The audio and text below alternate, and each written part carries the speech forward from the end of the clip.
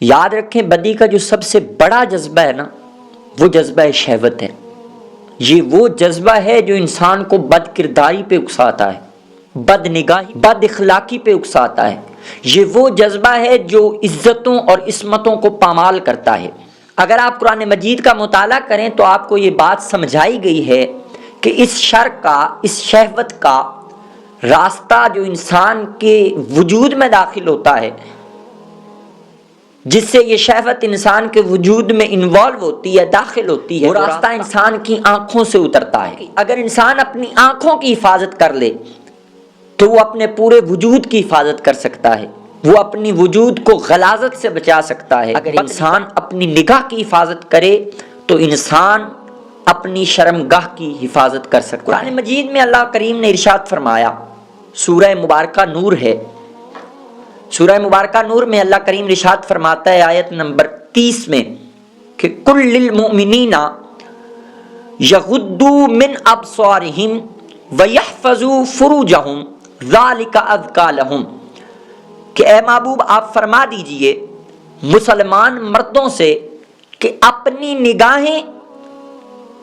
یغضوا ابصارہم، اپنی نگاہوں کو نیچا رکھیں، اپنی نگاہیں نیچی رکھیں،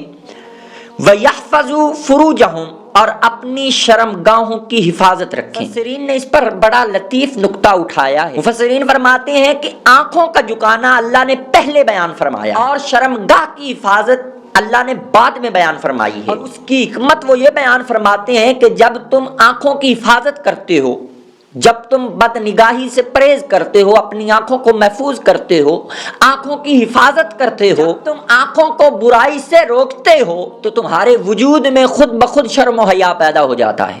مفسرین فرماتے ہیں جب تم اپنی نگاہ کی حفاظت کر لیتے ہو، اپنی آنکھوں کو برائی کی طرف اٹھنے سے روک لیتے ہو، تو تمہارے وجود کے اندر خود بخود پاکی آ جاتی ہے، وجود کے اندر خود بخود شرم و حیا پیدا ہو جاتا ہے، تمہیں اس سے اگلے درجے کی برائی سے روک لیتا ہے۔ ذَلِكَ أَزْكَىٰ لَهُمْ، اور بے شک اس میں تمہارے لیے پاکی رکھی ہے۔ گویا انسان کے وجود کی پاکی، نیت کی پاکی انسان کی آنکھوں میں سے انسان کے وجود میں داخل ہوتی ہے۔ یہ حکم اللہ پاک نے قرآن مجید میں مومنات کے لیے بھی ارشاد فرمایا۔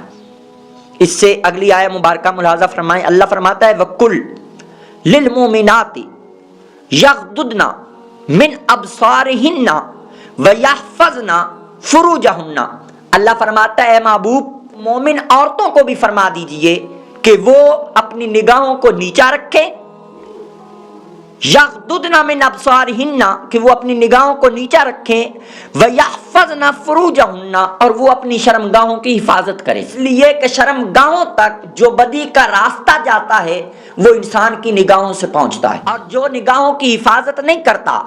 جو نگاہ کو بھٹکنے سے محفوظ نہیں رکھتا، جو نگاہ کو بھٹکنے سے محفوظ نہیں کرتا، جو نگاہ کو پھسلنے سے محفوظ نہیں رکھتا، جو بد نگاہی کرتا ہے، جو ادھر ادھر دیکھتا ہے، جو نگاہ کو گمراہی سے محفوظ نہیں کرتا،